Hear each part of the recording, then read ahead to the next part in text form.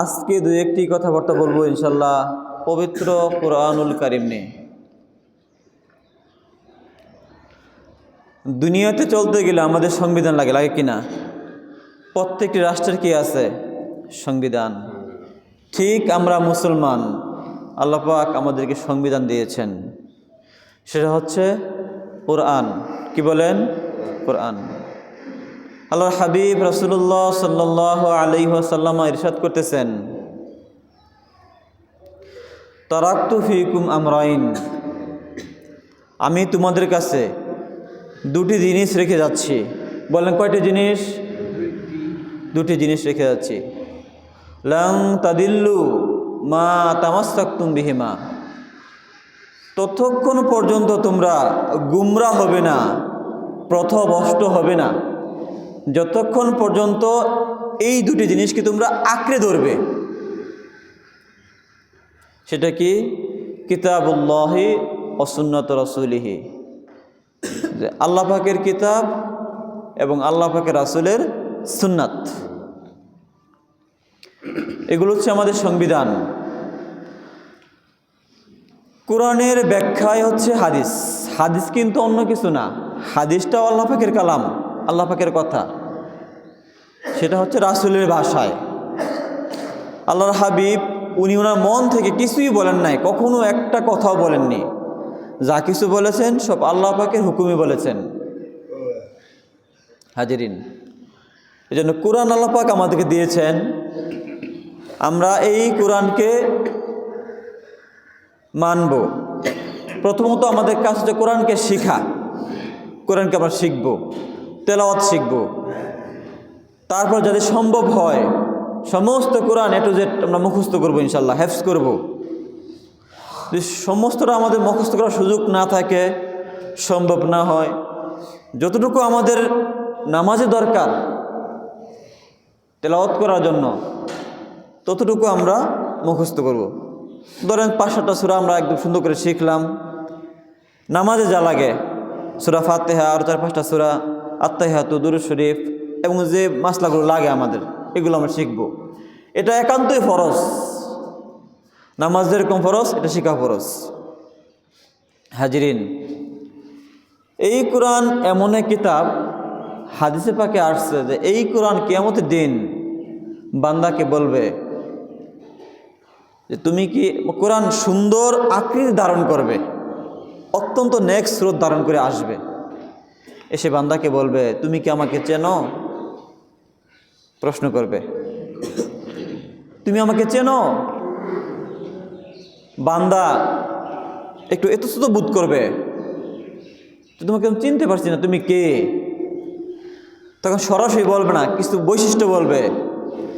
তুমি তো দুনিয়াতে আমাকে খুব মহব্বত করতে, অনেক ভালোবাসতে, খুব সম্মান করতে, রাতের বেলায় দাঁড়ায় দাঁড়ায় তুমি আমাকে তেলাওয়াত করতে, দিনের বেলায় তুমি পাঠ করতে আমাকে। তখন সেই পাঠক বুঝে ফেলবে, বলবে আপনি কি কোরআন? বলবে হ্যাঁ আমি কোরআন। তখন এই কোরআন আল্লাহ পাকের দরবারে সুপারিশ করবে বান্দার জন্য। আল্লাহ পাক তার সুপারিশ কবুল করবেন। তখন সেই পাঠকারীর হাতে, সেই কোরআনের আমলকারীর হাতে আল্লাহ পাক দিবেন বেহেশতের কর্তৃত্ব, অর্থাৎ বেহেশতের সার্টিফিকেট। বলি সুবহানাল্লাহ। ডান হাতে দিবেন, আর বাম হাতে দিবেন, তার কাছে বেহেশতে থাকবে, স্থায়িত্ব চিরদিন থাকবে, অনন্ত অসীম সময় সে থাকবে, সেটার স্থায়িত্বকরণের সার্টিফিকেট। বলি সুবহানাল্লাহ। তো কোরআন এমন এক মহাগ্রন্থ। আরেক হাদিসে আসছে যে কোরআন এবং রমজান, রোজা, এগুলো সুপারিশ করে বান্দাকে। রমজান বলবে আল্লাহ আমি আপনার এই বান্দাকে দিনের বেলায় হালাল খাবার ছিল তার ঘরে, সে খায় নাই, তার ঘরে হালাল স্ত্রী ছিল, সেই স্ত্রীর কাছে যায় নাই, এরকম অনেক কাজ থেকে তাকে আমি দূরে রেখেছি, আল্লাহ আপনি আমার সুপারিশ কবুল করুন। অনুরূপভাবে কোরআন বলবে আল্লাহ এই ব্যক্তি রমজান মাসে দাঁড়িয়ে দাঁড়িয়ে আমাকে তেলাওয়াত করেছে। তারাবি নামাজ আমরা কি বৈশা পড়ি বলেন? দাঁড়াইতে বেশি পড়ি, যারা অসুস্থ তাদের করা ভিন্ন। যে তাকে আমি রাত্রে ঘুমাতে দিই নাই, সে আমাকে পাঠ করার মাধ্যমে কিয়ামুল লাইল আদায় করেছে, রাত্র জাগরণ করেছে। আল্লাহ আমার সুপারিশ তার ব্যাপারে কবুল করুন। বলি সুবহানাল্লাহ। চিন্তা করছেন? এই জন্য এটা আমাদের খেয়াল রাখতে হবে। তাছাড়া হাদিসে আসছে যে যারা কোরআন তেলাওয়াত করে, যারা কোরআনের ধারক বাহক, পাঠ করে, অর্থ বুঝে, হালালকে হালাল মানে, হারামকে হারাম মানে, এরা হচ্ছে আহলুল্লাহ। বলেন কি? আহলুল্লাহ মানে আল্লাহ পাকের পরিবার। সুবহানাল্লাহ। চিন্তা করছেন? আপনি কোরআন তেলাওয়াত করবেন, কোরআনের হুকুম আহকাম জীবনে মানবেন, যেগুলো করতে বলা হয়েছে করবেন, যেগুলো নিষেধ করা হয়েছে করবেন না, তাহলে আমরা কি হব? আহলুল্লাহ, আল্লাহ পাকের পরিবারভুক্ত হয়ে যাব। এখন মনে করেন কিয়ামতের দিন আল্লাহ পাকে পরিবারকে ফেলাই দিবেন? আপনারা কি বলেন? অবশ্যই গ্রহণ করবেন, আদর করে আমাদেরকে নিয়ে যাবেন সযত্নে, যেখানে রাখা দরকার সেখানেই রাখবেন। হাজিরিন, এজন্য আমরা এটা চিন্তা ভাবনা করবো, কোরআন বেশি করে পড়বো। আমাদের ঘরে আমরা যারা আছি, আমাদের ঘরে দেখবেন অনেকে ঘরে কোরআন শরীফ আছে। আল্লাহ আমাদেরকে মাফ করুন। এমনও আছে অনেকের ঘরে যে 6 মাসে কোরআন আমরা একবারও ধরি না। ওই যে গিলাপ দিয়ে যে পেঁচায় রাখছি, আল্লাহ ওইভাবে আছে কোরআন, উপরে ময়লা পড়ে গেছে। এই কোরআন কি আমাদেরকে অভিশাপ দিবে না? বলেন, কি বলেন? ফজরের থেকে শুরু করে সেই রাত্রে ঘুমানো পর্যন্ত কত সময় আমরা পাই। চা স্টলে বসে কত সময় আমরা গল্প করি, কত চা খাই, কত মানুষের গীবত করি, আমরা করি কিনা? কত বেহুদা সময় নষ্ট করি। অথচ কোরআন পড়তে গেলে, মাহফিলে গেলে, মসজিদ শুক্রবার আসলে আমাদের সময় নাই। জানাজা গেলে একটু 5-10 মিনিট কথা বলবে, সময় নাই। পাগল করা হয়ে যায়। অথচ এই ব্যক্তি কত সময় নষ্ট করতেছে, কত জায়গায় বেহুদা, দরকার ছিল না, নষ্ট করতেছে। শুধু কোরআন পড়ার ক্ষেত্রে আমাদের সময় নাই, শুক্রবার দিন মসজিদে আসলে আমাদের সময় নাই, কোথাও মাহফিল গেলে সময় নাই। আর একটা মানুষ মারা গেলে একটু কথা বলবে, একটা মানুষ চলে যাচ্ছে, আজীবনের জন্য চলে যেতেছে, তার আর আসবে না পৃথিবীতে, তার আসার কোনো গাড়ি নাই। যাওয়ার গাড়ি যে কাঁধে বহন করিব আমাদের কাঁধ, আসার কোনো গাড়ি নাই, সে আর আসবে না। একটু মানুষ কথা বলে আমরা অতিষ্ঠ হয়ে যাই, যে আইসে মরল কথা বলার জন্য। আমরা এরকমও কিন্তু বলি, শুনি তো অনেক সময়। আল্লাহ আমাদের কবে হেদায়েত দিবেন বলেন? আমরা কি মরবো না? আমাদের মরাবার একটু কথা বলার দরকার আছে না? আছে কিনা বলেন? আমরা তো পাগল পারা হয়ে যাই, আমাদের উশ থাকে না, বেহুশ হয়ে যায় আমরা। আমাদের অনেকে ঘরে যে যায়, আমরা দেখবেন কোরআন উপরে তাকে পড়ে রয়েছে, ওই পর্যন্ত শেষে হয় কি জানেন? কোরআন একদম নষ্ট হয়ে যায়, উলিয়ে খায়া ফেলায়, নষ্ট ধরে ফেলায়, সারপোকা ধরে ফেলায়। তখন এই কোরআন করি আমরা না মসজিদে রেখে দিই, মাদ্রাসায় দিয়ে দিই। আপনারা কি বলেন? কোরআনকে উপরে রাখার জন্য সেখানে প্রত্যেকদিন তেলাওয়াত করার জন্য, কিন্তু আমরা এটা করি কই? আমাদের সময় নাই, দুনিয়া আমাদের খায়া ফেলাইছে, দুনিয়ার পেছনে আমাদের সময়। আল্লাহ পাক বুঝদান করুন, সবাই বলি আমিন। হাজিরিন, এই পৃথিবীতে সবচেয়ে উত্তম মানুষ কারা জানেন? যারা কোরআন নিজে শিখে এবং অপরকে শিক্ষা দেয়। বুখারী শরীফের হাদিস, খায়রুকুম মান তাআল্লামাল কুরআনা ওয়া আল্লামা।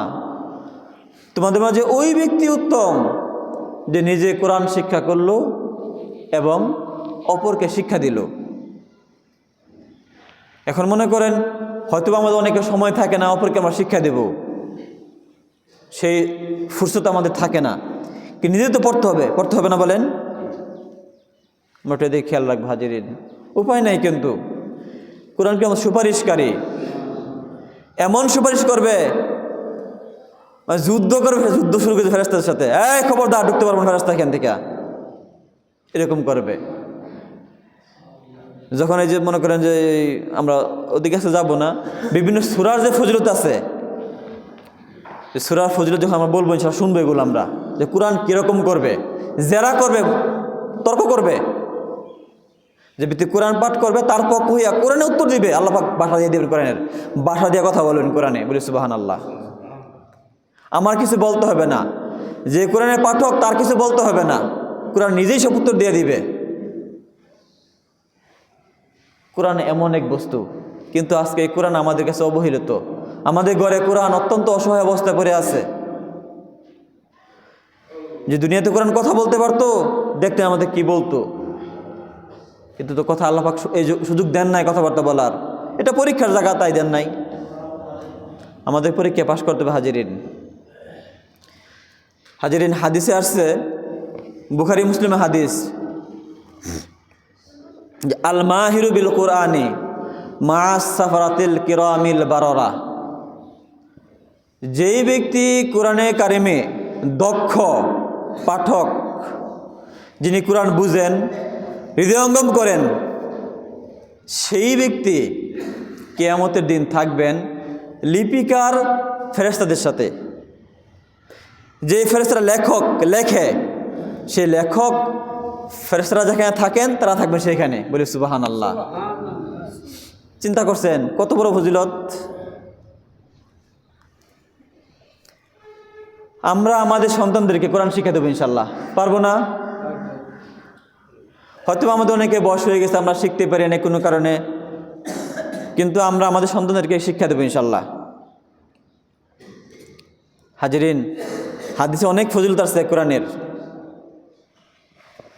যেরকম হাদিসে বলে, যে ব্যক্তি কোরআন শিখলো, কোরআন পাঠ করলো, শিখলো, এবং কোরআনে যে হারাম, সেই হারামকে সে জেনে হারাম থেকে দূরে থাকলো, এবং যা হালাল দেওয়া হয়েছে সেগুলো সে নিজে মানলো, অধ্যয়ন করলো, তাহলে এই ব্যক্তিকে কিয়ামতের দিন, যে ব্যক্তি কাজটা করবে, এই ব্যক্তির পিতামাতাকে কিয়ামতের দিন এক তাজ পরানো হবে, মুকুট পরানো হবে। বলি সুবহানাল্লাহ।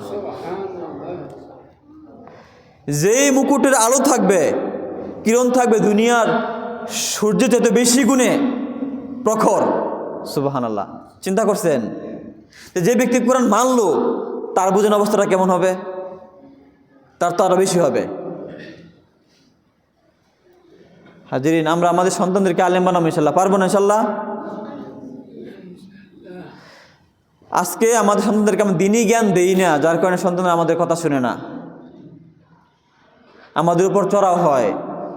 ডাকলে খেরখেরা শব্দ করে ছেলেরা। কেন? আমরা কোরআনে জ্ঞান দেন। দুষ্টা কিন্তু আমাদের।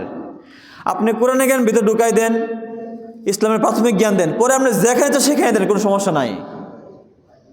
এই সন্তান আপনার প্রতি খারাপ ধারণা করবে না, বরং কথা বলার সময় চিন্তা করবে আমার বাপে কথা বলতেছে। দোষ কিন্তু আমাদের, আমরা এটা বুঝি না। হাজিরিন, এই কোরআন, এটা এমন এক কোরআন, এই কোরআন দায়িত্ব নিয়েছে স্বয়ং আল্লাহ পাক। তাওরাত, জবুর, ইনজিল, এরকম অনেক সহিফা আসছেন পৃথিবীতে। এগুলো কিন্তু সব বর্তমানে অক্ষত অবস্থায় নাই, সব কিছু মনে করেন নকল হয়ে গেছে। অনেক নকল পাওয়া যায়, এগুলোর অক্ষত অবস্থায় একটা পাবেন না। ইমাম কুরতুবী রহমতুল্লাহ আলাই তার তাফসির কুরতুবীতে একটা ঘটনা নিয়ে আসছেন। ঘটনা হলো এরকম যে বাদশাহ হারুনুর রশিদ, উনি খুব ভালো বাচ্চা ছিলেন। উনি প্রত্যেক বছর তার নিজের বাড়িতে রাজদরবারের মাহফিল করতেন। কাদেরকে নিয়ে? শুধু এই রাজ্যের আলেম ওলামাদেরকে নিয়ে। মৌতের কথা, পরকালের কথা, এগুলো আলোচনা করতেন। তো একদিন কোনো এক মাহফিলে এক ব্যক্তি আসছে, অচেনা ব্যক্তি, যাকে স্ট্রেঞ্জার, আগন্তুক, কেউ চিনে না। তো সেও সেই মাহফিলে অত্যন্ত সারগর্ভপূর্ণ বক্তৃতা দিয়েছে, সুন্দর বক্তৃতা দিয়েছে। সবাই আশ্চর্য হয়ে গেছে, চমৎকার বর্ণনা, তার মুখে উপস্থাপন, বলার ভঙ্গি বাচন খুব সুন্দর। এখন সবাই চলে যেতেছে, যাওয়ার সময় বাদশাহ হারুন রশিদ তাকে বল, তুমি একটু এদিকে আসো, আপনি তো এদিকে আসেন। ওই ব্যক্তি আসছে, তো বলতেছে, আপনি কি ইহুদি? ওই বলতেছে, জি আমি ইহুদি। তা আপনি ইসলাম কবুল করেন, আপনাকে অনেক বড় উপহার দিব আমার রাজদরবার থেকে। সে বলতেছে, না, আমি আমার বাপ দাদার সাথে বেমানি করতে পারবো না, আমি ইহুদি থাকবো। এই বলে সেখানে চলে গিয়েছে। পরের বছর আবারও মাহফিল। তো সেই ইহুদি আবারও আসছে পরে দ্বিতীয় বছর, পরে বসে এসে সে ইসলাম নিয়ে চমৎকার বক্তব্য দিয়েছে। ইসলাম বিভিন্ন দিক সবার সামনে তুলে ধরেছে। সেখানে বড় বড় আলেম, রাজ্যের বড় বড় আলেম সবার সে নজর কাটছে। এখন যাওয়ার সময় হয়ে গেছে, ওই ইহুদি চলে যাবে।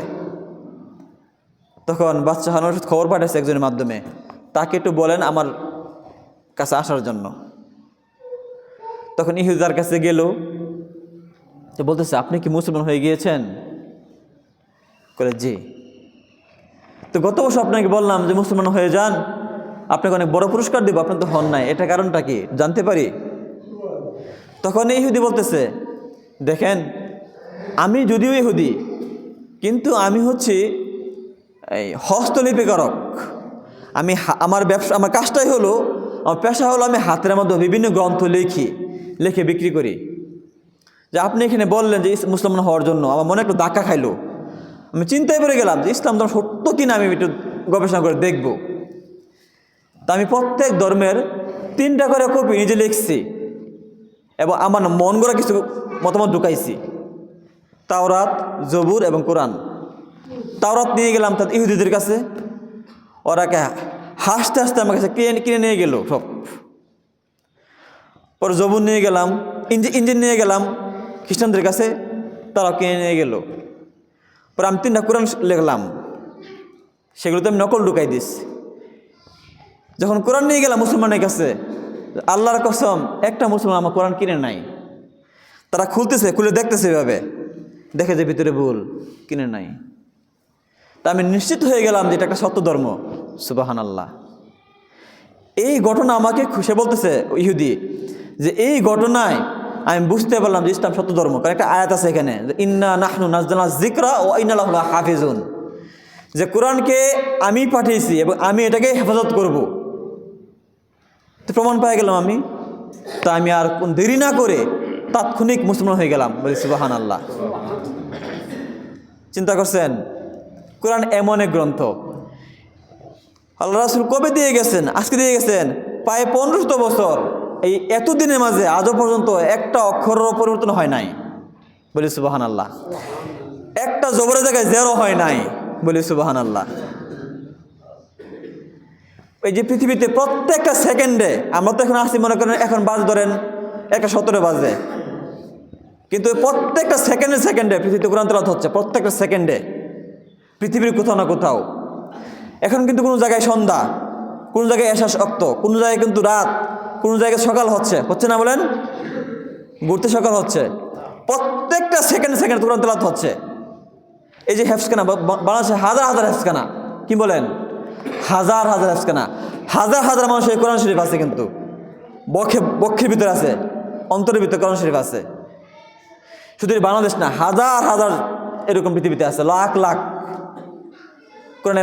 আপনি পৃথিবীতে এমন কোনো গ্রন্থ পাইবেন না, একটা বই পাইবেন না যেই বইয়ের শুরু থেকে শেষ একটা মানুষ মুখস্থ বলতে পারবে। এরকম মানুষ নাই, বলতে পারবে না, কিন্তু একমাত্র কোরআন বলতে পারবে। দাঁড়াইয়া শুরু থেকে শেষ সব শুনাই দিবে, একটা অক্ষর ভুল হইবে না, এরকম মানুষ বহুত আছে। এটা কিন্তু কোরআনের বৈশিষ্ট্য, মুজেজা। আগের জমানায় যে কিতাবগুলো ছিল, তাওরাত, জবুর, ইনজিল, এরকম অনেক, ওইগুলো কিন্তু ওই নবীদের জন্যই খাত ছিল, ওই উম্মতের জন্যই খাত ছিল। কিন্তু এই কোরআন কিয়ামত পর্যন্ত থাকবে। কবে কিয়ামত হবে আল্লাহ পাক জানে, আমরা কিন্তু কেউ বলতে পারতেছি না। আমরা আলামত বলতে পারি কিয়ামতের, কিন্তু কিয়ামত কবে এটা আল্লাহ পাক জানে। সেই কিয়ামত পর্যন্ত কোরআন ঠিক থাকবে, এবং কিয়ামতের আগে কোরআনের অক্ষর কিন্তু উঠে যাবে, অক্ষরগুলো থাকবে না। তার আগে আমাদের পড়তে হবে বেশি করে ইনশাল্লাহ। এই দুরূদ শরীফ আমরা আল্লাহুম্মা সাল্লি আলা সাইয়্যিদিনা ওয়া নাবিয়িনা ওয়া শাফি।